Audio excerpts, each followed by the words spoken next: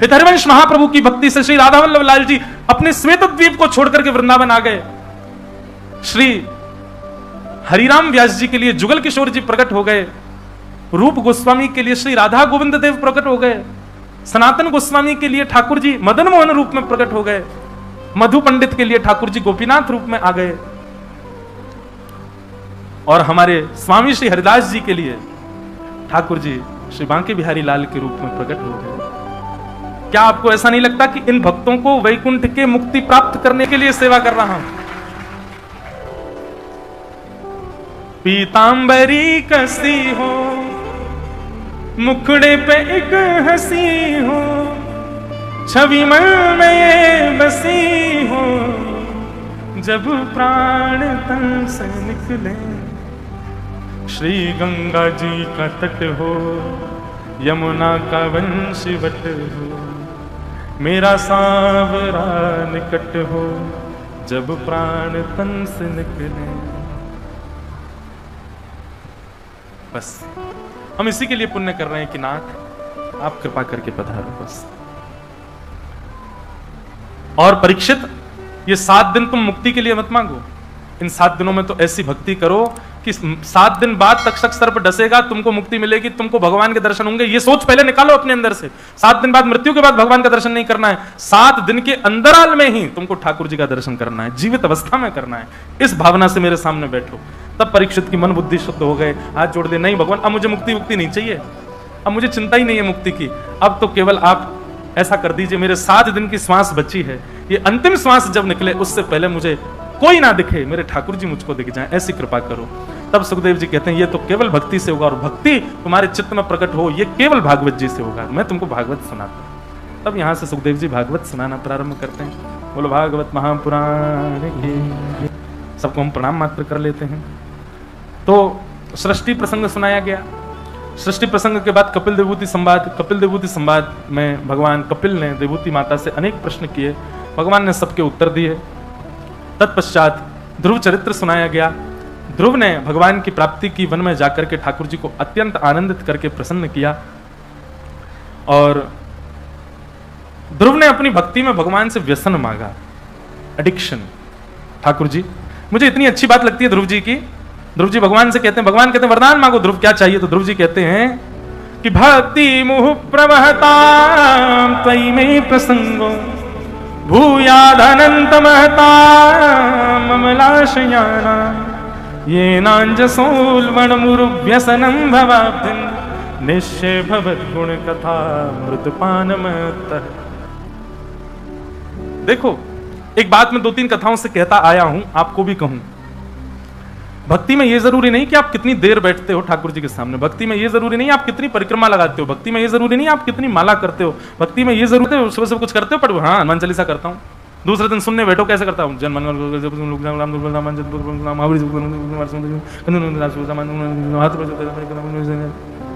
हनुमान जी कहते होंगे नहीं डट ले यार, तू जपता है मेरी सांस चलती कि इतनी तेज थोड़ी भाग रहा था मैं। नाम जप करते हैं, नाम जप करते करते, सही बता ना, नाम जप करते करते माला कई बार हाथ से छूट जाती, पूरी होने से पहले कितना कष्ट होता है। राम बड़ी मुश्किल से तो करी थी, हो गई। और एक आजकल एक और है, वो काउंटर रखते हैं लोग, काउंट करते हैं उसमें कितने नाम हो गए हमारे। काउंटर जपते जपते जपते जपते महाराज पहुंचा दिया आपने 2-2.5 लाख। अब आए दिन देखें 2 लाख नाम पहुंच गए हमारे।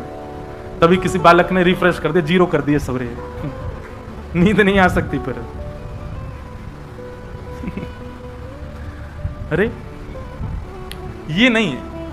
आपकी ऑफरिंग देखते हैं ठाकुर जी, आप ऑफर कैसे करते हो। मैं कहा करता हूं कि पाव भाजी ढकेल पे खाओ बाहर रोड पे, कितने रुपए की मिलेगी? 15 रुपए की मिलेगी। वही पाव भाजी 7 स्टार होटल में जाके ऑर्डर करो, 1000-1500 की मिलेगी। अंतर क्या है? ऑफर। आपको वो उसका प्रस्तुतिकरण, उसकी ऑफरिंग देखो। वो आपको एक सामान्य से कागज की थाली में दे रहा है, वो एसी चल रहे हैं महाराज, बढ़िया झूमर लगा महंगा वाला, ऊपर टेबल पर बैठे हो और महंगा तो मिलेगा ही। ठीक वैसे ही भक्ति में आपका प्रस्तुतिकरण देखते हैं ठाकुर जी। स्तुति सब गाते हैं, पर हर किसी की स्तुति का प्रस्तुतिकरण देखो। अब यहां पर ध्रुव जी क्या कह रहे हैं भगवान से कि नाथ मेरी भक्ति पता कैसी हो? मेरी भक्ति ऐसी हो जैसे एक व्यसनी होता है, व्यसनी व्यक्ति होता है, एक नशेड़ी व्यक्ति की तरह मेरी भक्ति हो। भगवान बोले क्यों? तुम व्यसन की तरह भक्ति क्यों करना चाहते हो? बोले महाराज व्यसनी व्यक्ति में एक बहुत अच्छा गुण होता है। बोले कैसा गुण होता है? बोले व्यसनी व्यक्ति हर चीज में यही सोचता रहता है मैं अपना व्यसन कैसे भोगूं। जैसे आज मौसी के बच्चे आए हैं, आज तो हम पिएंगे। मौसी के बच्चे आए, आज बहन की शादी, आज तो रह ही नहीं सकते, आज तो शादी है। उसको हर चीज में क्या बहाना चाहिए? मुझे पीना है, मुझे खाना है। आज क्या हो गया? आज लाइट चली गई, राहुल केला की 12 घंटे की लाइट, आज तो पीना ही पड़ेगा। क्या करें? रात कैसे कटेगी हमारी? ऊपर छत पे पिएंगे। आज मेरा विवाह पक्का हो गया, खुशी में पीऊंगा। 4 दिन बाद लड़की ने मना कर दिया, मुझे तुमसे ब्याह नहीं, दुख में पीऊंगा। पीना तो मुझे है। मैं फर्स्ट रैंक से पास हो गया तब तो पीना पड़ेगा। फेल हो गए बेटा तुम, अब तुम कुछ नहीं कर पाओगे, तो गम में तो पीऊंगा ही मैं। अरे कहां तक बताएं महाराज, ये तंबाकू आदि खाने वाले कैसे कैसे व्यसनी होते हैं। वो कथा में 3 घंटा बैठ थोड़ी सकते हैं। कीर्तन कथा में गाया जाता है ताकि सबकी सुस्ती चली जाए, ताकि सब लोग करताल बजाएं, थोड़ा नहीं आनंद और आवे। पर व्यसनी व्यक्ति तो ये सोचता है महाराज जी कीर्तन कब करेंगे। कीर्तन होते ही वो अभी आता हूं लघु शंकर, वो गिचाएगा, खा के आएगा। कैसा व्यसनी? व्यसनी व्यक्ति केवल बहाने ढूंढता है व्यसन को भोगने के। ध्रुव जी कहते हैं नाथ मैं भी व्यसनी व्यक्ति की तरह हो जाऊं, मैं भी केवल बहाने ढूंढा करूं आपका भजन करने के लिए। आज क्या है भाई, आज तुम पास हो गए, आज तो मैं भजन करूंगा। पास हो गया, फेल हो गए, आज तो भजन करना पड़ेगा। फेल हो गया, आज क्या है, बहन की शादी है, आज तो भजन करना पड़ेगा। मौसी के बच्चे आए, चलो सब मिलके भजन करेंगे। लाइट आ गई, एसी चल रहा है, एसी में बैठ के करेंगे। लाइट चली गई महाराज, तो क्या ऊपर छत पे बैठ के करेंगे? भी स्थिति आए, उस हर स्थिति में व्यसनी केवल व्यसन ढूंढता है। मैं जीवन के हर स्थिति में केवल ये सोचूं कि चलो ठाकुर जी को भज लिया जाए, मेरा जीवन ऐसा एक व्यसनी की भांति कर दो नाथ। भगवान खूब जोर से हंसे ध्रुव जी की स्तुति सुन के। वाह ध्रुव, हम तुमसे बहुत प्रसन्न हैं। बस यही तो हमारा उद्देश्य है, हम उनको प्रसन्न करना चाहते हैं।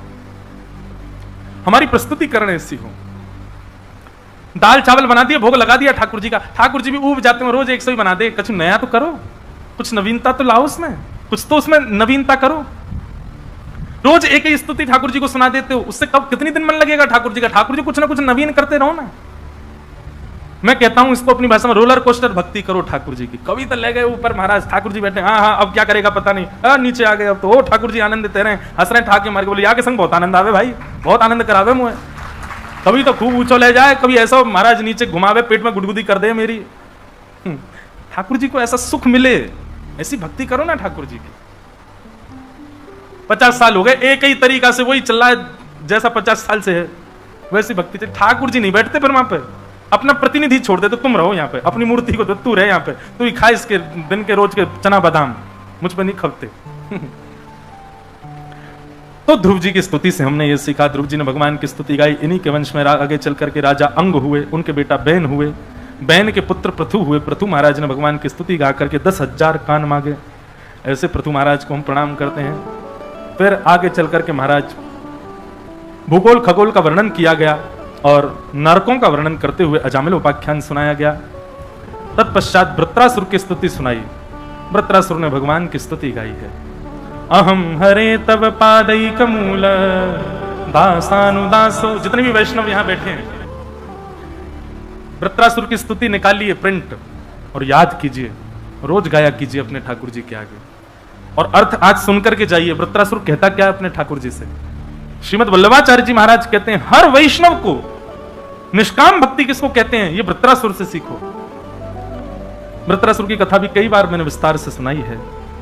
यहां हम अन्य कथाओं का विस्तार करेंगे राहुल किला में, जो जो हमके रह जाती हैं कथाओं में। आज तो नंदोत्सव कर दें, फिर कल से वेणु गीत युगल गीत प्रयास करेंगे, अगर उनका विस्तार हो पाया तो उन्हीं का भाव रखेंगे। और कल कथा में श्री गिरधर लाल जी भी पधारेंगे। बोलो गिरधर लाल प्यारे की। कल एक कोई टीवी या 2 टीवी ऐसे लगवा देना इधर, क्योंकि हमारे लाल जी छोटे से दूर से दिखेंगे नहीं, तो एक टीवी में कैमरा वाले भैया थोड़ा फोकस करके दिखाएंगे तो आप सबको दिख जाएंगे। जगन्नाथ जी को कुछ भी ऑफर करोगे, कुछ कहेंगे थोड़ी, सब स्वीकार कर लेंगे, पर उनके दास तो आपको टोक देंगे। गले में सूखी माला पहना दी, तुरंत उतार के धर देंगे। भोजन में यदि रोटी जली भई तो पाएंगे नहीं। छेना पोड़ा ज्यादा ही जला हुआ तो कौन खाएगा। एक जगह मैं गया, वहां छेना पोड़ा, बोले महाराज जी खाओ। मैंने कि अरे भैया हम बहुत खा लिए, बहुत दिन से खा, नहीं ये तो खाने पड़ेगा। अब अंदर अंदर का तो खा गए, वो बाहर जला हुआ छोड़ दे, बोले ये नहीं खा, ये तो सबसे ज्यादा इंपॉर्टेंट होता है। अब वो इतना जला हुआ था कि उसको कैसे खाया जाए, खा तो गए, पूरा मुंह काला पड़ गया। तो भाई ठाकुर जी खा सकते हैं, ठाकुर जी सब प्रकार की आपकी सेवा स्वीकार कर लेंगे, पर वैष्णव की सेवा करोगे वैष्णव तो टोक देगा आपको, ऐसे नहीं कर सकते। ठाकुर जी को कैसे प्रणाम करो, बेचारे यूं ही खड़े रहेंगे। वैष्णव को गलत प्रणाम किया तो आपको टोकेगा, ऐसे प्रणाम नहीं करते, ऐसे प्रणाम करो। वैष्णव की सेवा करना, दासों की सेवा करना, वो तो कठिन है। ठाकुर जी के आगे झुकना तो कोई भी झुक जाता है, ठाकुर जी के दासों के आगे झुक के दिखाओ, तब माने। भारी गर्मी पड़ रही है, फर्श बिल्कुल गर्म हो गया, तभी कोई वैष्णव दिख जाए, तो नियम है कि जहां दिख जाए वहीं प्रणाम करो। कैसे करोगे, पृथ्वी तो गर्म है, नहीं कर सकते। दास बनना ठाकुर जी का बहुत सरल है, पर दासों का दास बनना बहुत कठिन है। ठाकुर जी के दासों का दास नहीं बना। तो वही बात यहां वृत्रासुर कह रहे हैं, नाथ सरल भक्ति क्यों करूं मैं, आपका दास तो पूरी दुनिया है, मैं आपका दास नहीं बनना चाहता। बोले तो क्या बनना है, बोले दासानुदासो भवतास्मि भूय, दासों के दासों का दास बनाओ। ठाकुर जी बोले अच्छा, तुम जरूर हमको ये, आज की भाषा में कहूं तो बटरिंग कर रहे हो, ये हमको तुम केवल लुभाने के लिए ये चिकनी चुपड़ी बातें कर रहे हो, ताकि तुम्हारी बातों से हम रीझ करके कह दें कि कुछ मांग लो, और सही तुम हमसे कह दो कि ब्रह्मा की पदवी दे दो। हम सब जानते हैं तुम्हारी बात। वृत्रासुर कहता है क्षमा करें भगवान, लेकिन जो मैं चाहता हूं वो आप दे ही नहीं पाओगे। अच्छा क्या मांगना चाहते हो बताओ। तब वृत्रासुर दूसरे श्लोक में कहता है, न नाक पृष्ठम न च पारमेष्ठम न सार्वभौमम न रसाधिपत्यम न योग सिद्धिर्न पुनर्भवम वा समंजसत्वा विरह्य कांक्षे। ना ही मुझे इंद्र की पदवी चाहिए, किसी भी देवी देवता का स्थान मुझे नहीं चाहिए, पृथ्वी का भी राजा मुझको मत बनाइए। भगवान बोले तो क्या चाहिए, बोले पहले वचन दो, जो मांगूंगा सो दोगे। भगवान बोले ये वरदान मांगने से पहले जो यूं कहते हैं ना वचन दो, जो मांगूंगा सो, वो जरूर कुछ विचित्र ही मांगते हैं। क्या चाहिए बताना। बोले नाथ आपको पाने के लिए मेरे जीवन में बहुत तड़पन आ जाए, मैं बहुत आपके लिए विरह में चला जाऊं, व्याकुल हो जाऊं, खूब रोऊं, खूब तड़पूं आपसे मिलने के लिए, जैसे प्यासा पानी के लिए तड़पता है, ऐसे मैं आपके लिए तड़पूं, पर आप मुझे वचन दीजिए कि मुझे तड़पने दीजिएगा, मिलिएगा मत। बताओ दोगे। ठाकुर जी तब दोगे भाई, ये कैसी भक्ति तेरी, भजन करेगा, मुझे पुकारेगा, भजेगा, पर ये भी चाहता है कि मिलना मत।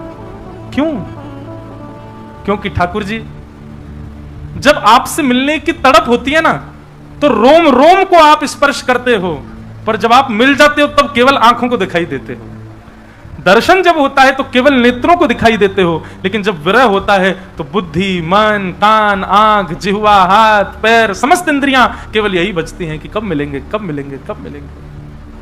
नाथ मैं केवल नेत्रों को सुख नहीं देना चाहता, मैं तो सर्वांगीण अंग से आपका होना चाहता हूं, और सर्वांगीण अंग आपको तब याद करता है जब आप सामने नहीं होते, इसलिए मुझे आपका विरह चाहिए। समंजसत्वा विरह एकांश।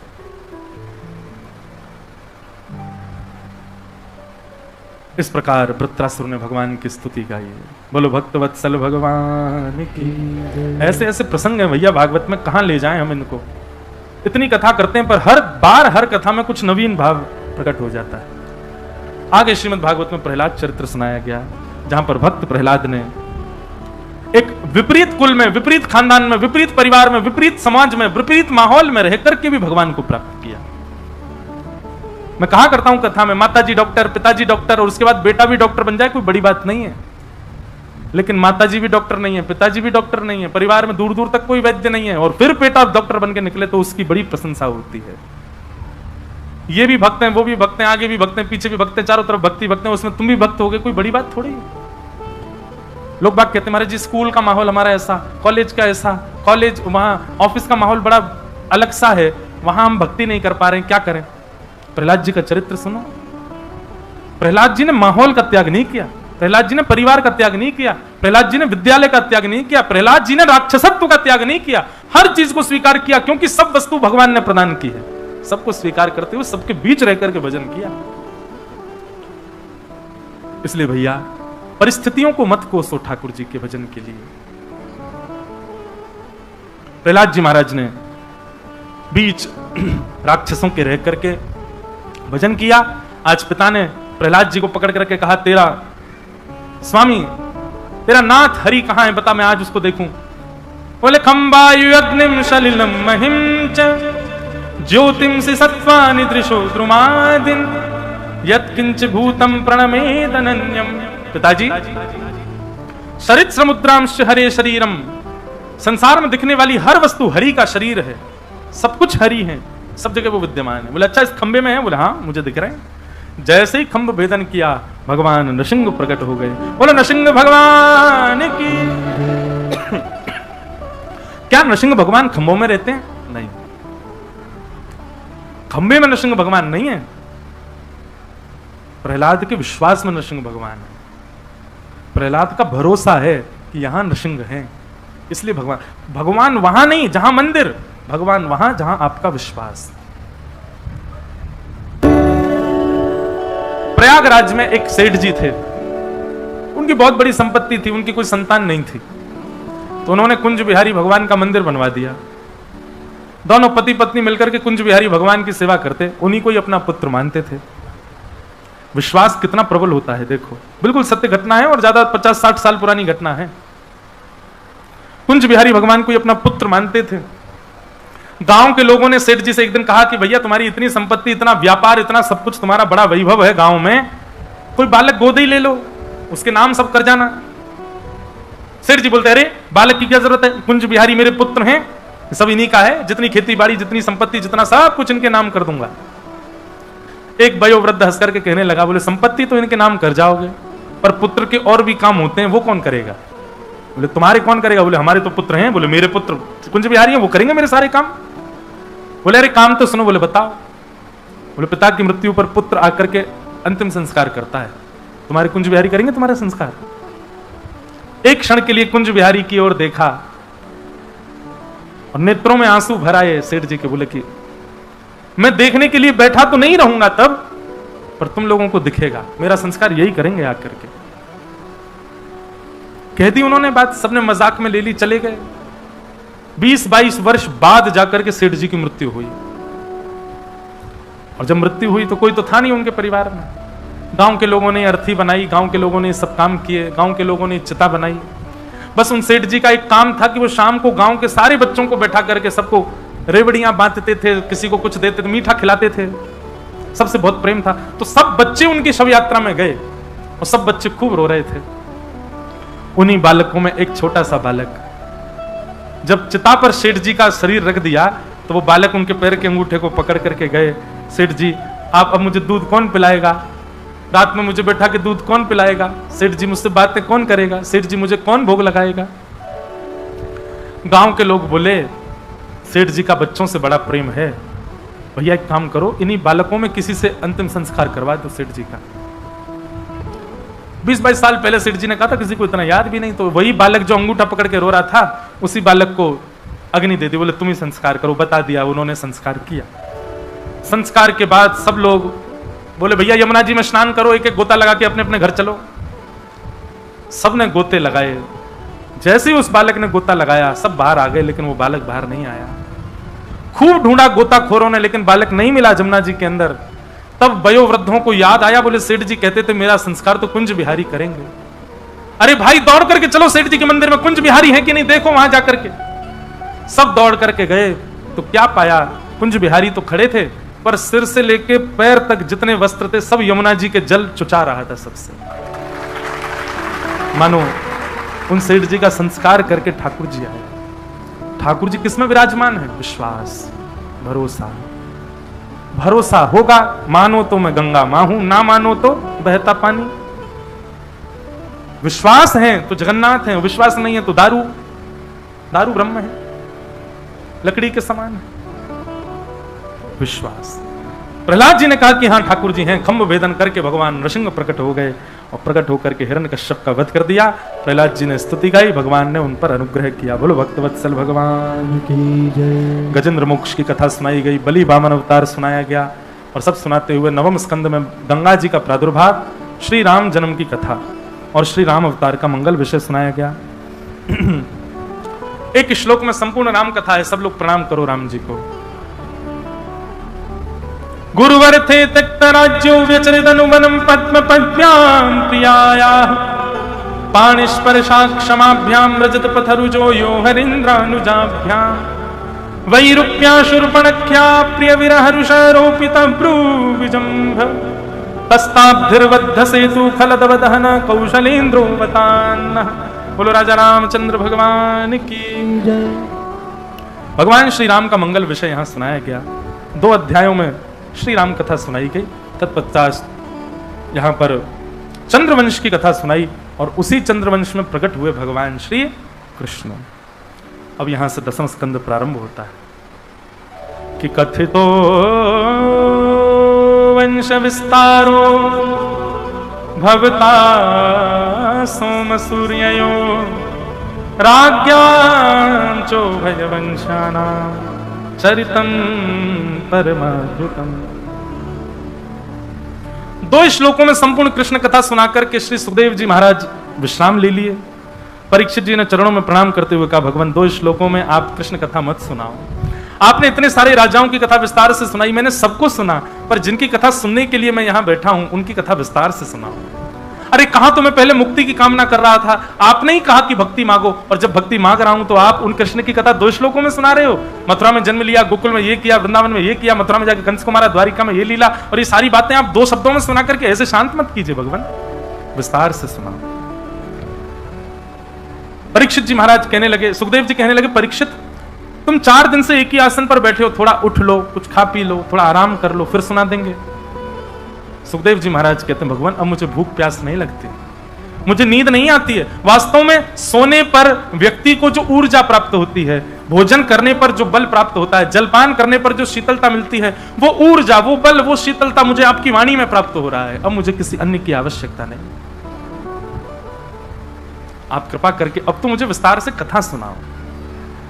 परीक्षित जी महाराज कहते हैं, जब श्रोता की स्थिति ऐसी हो जाए कि उसको अन्न जल की भी स्थिति नहीं है, उसको सोने की भी स्थिति नहीं है, वो पूर्ण रूपेण उत्सव में हो जाए। उत्सव में व्यक्ति ऐसा ही हो जाता है, अत्यंत गम में व्यक्ति ऐसा होता है और अत्यंत उत्साह में व्यक्ति ऐसा होता है। उसको सोने की सुध नहीं होती, उसको भोजन की सुध नहीं होती, उसको जलपान की सुध नहीं होती, उसको बैठने की सुध नहीं होती, उसको वस्त्रों की सुध नहीं होती, उसको अपने रूप की सुध नहीं होती। ये 2 स्थिति कब बनती है? या तो बहुत दुख में भयंकर गम हो किसी को, या फिर बहुत आनंद में। सुखदेव जी की स्थिति, परीक्षित की स्थिति परम आनंद की है। अब वो कहते हैं कि मुझे विस्तार से सुनाओ भगवान। और अब यहां से कृष्ण कथा का प्रारंभ होता है। बहुत सज धज के आप सब लोग बैठे हो बड़े भाव से। अब भैया राहुल केला को छोड़ो, अब हम चल रहे हैं सबरे गोकुल। अब तो आज से कथा गोकुल में चली जाएगी, ब्रज में ही होएगी कथा, और ब्रज भाषा में होएगी। कोई को समझ आए तो अच्छा, नहीं आए तो फिर कोई बात नहीं। वसुदेव गृहे साक्षात् भगवान पुरुष परः जनिष्ये तत्प्रियार्थम सभवन्तु सुरस्त्रियः। भगवान ने आकाशवाणी करके पृथ्वी को बता दिया कि तुम चिंता मत करो पृथ्वी, तुम्हारे भाल को हल्का करने के लिए हम वसुदेव के घर पुत्र श्री कृष्ण बन करके आएंगे।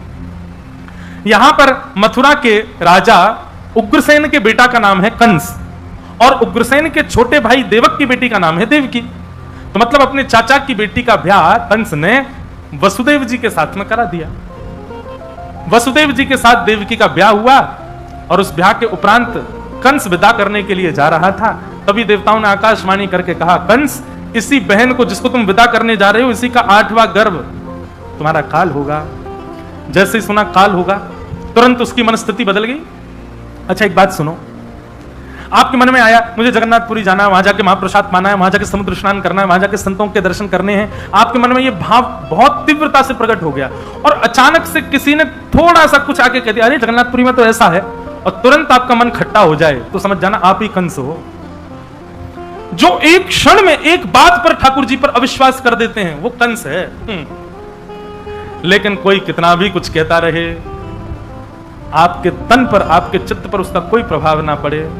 ठाकुर हमरे रमण बिहारी, हम हैं रमण बिहारी के, साधु सेवा धर्म हमारा, काम न दुनियादारी से। कोई भला कहे चाहे बुरा कहे, हम हो चुके रमण बिहारी के, साधु सेवा धर्म हमारा, काम न दुनियादारी से। ठाकुर हमरे रमण बिहारी, हम हैं रमण बिहारी के। भैया ठाकुर जी के प्रेम में और संसार प्रेम में अंतर कहां रहा? आपका ब्याह पक्का हो गया, किसी ने आके कहा अरे लड़का तो ऐसा है, और आपने तुरंत ब्याह तोड़ दिया, तो संसार की बात है, संसार में ये कर सकते हो, आपके अनुकूल व्यक्ति नहीं उसको छोड़ सकते हो। पर एक बार ठाकुर जी के हो गए, उसके बाद ठाकुर जी पर संशय होना, ये तो राक्षस बुद्धि है। आपसे किसी ने आकर के वृंदावन की बुराई कर दी, आपसे किसी ने आकर के कथा कहने वालों की बुराई कर दी, और आपने कथा में जाना ही बंद कर दिया उसकी वजह से। आप ही तो कंस ने भी तो यही किया था, अपनी बहन को विदा करने जा रहा था, अच्छा काम कर रहा था, देवताओं ने केवल इतना कह दिया इसी बहन का 8वां गर्भ तेरा काल होगा। बोले मैं बहन को ही मार दूंगा, तो गर्भ होगा ही नहीं। ये कंस नहीं है तो कौन है?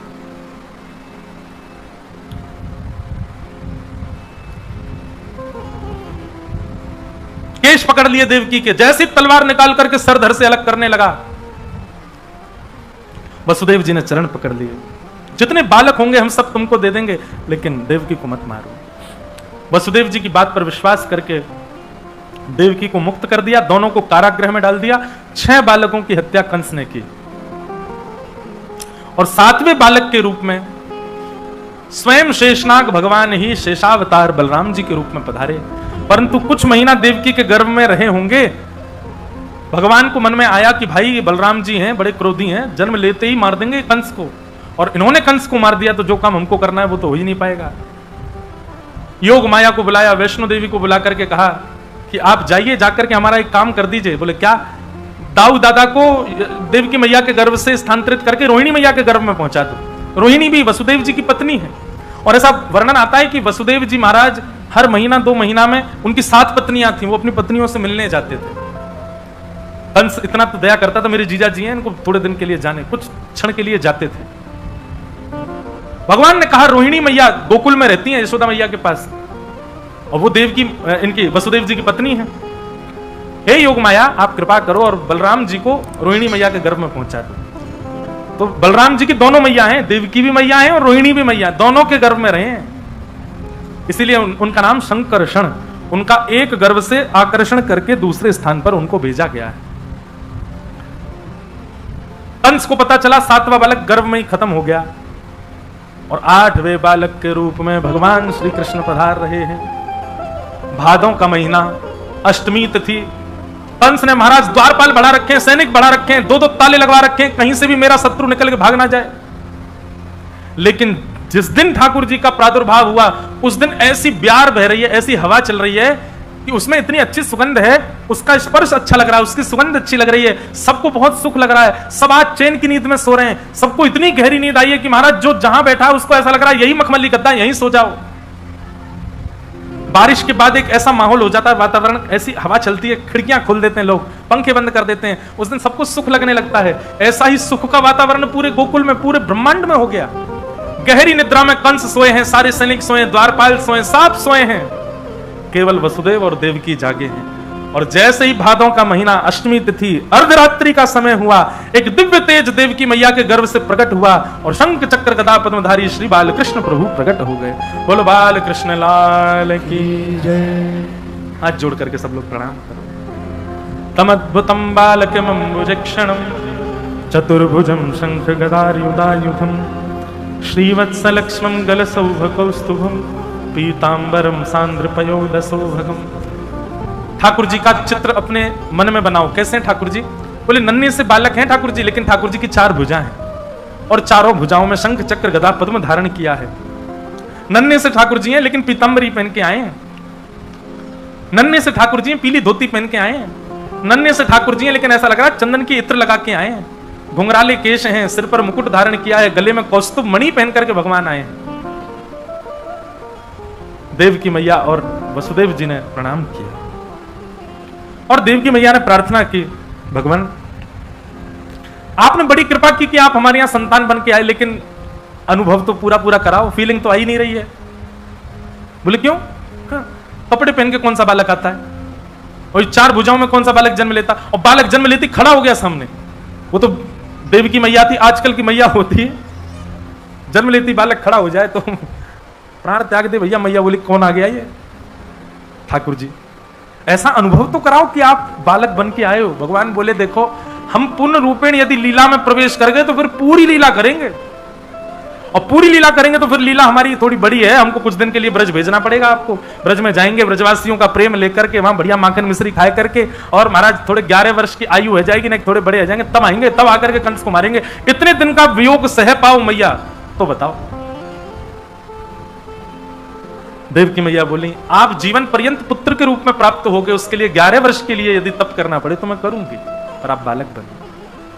भगवान बोले तो वसुदेव जी सुनिए, हम अभी बालक बन जाते हैं, मैया अपना पयोधर पान करा देगी, फिर आप ये डलिया में हमको लिटा करके गोकुल छोड़े आना, और गोकुल में एक बालिका ने जन्म दिया है उसको ले आना, और फिर हम 11 वर्ष 56 दिन बाद आएंगे लौट करके।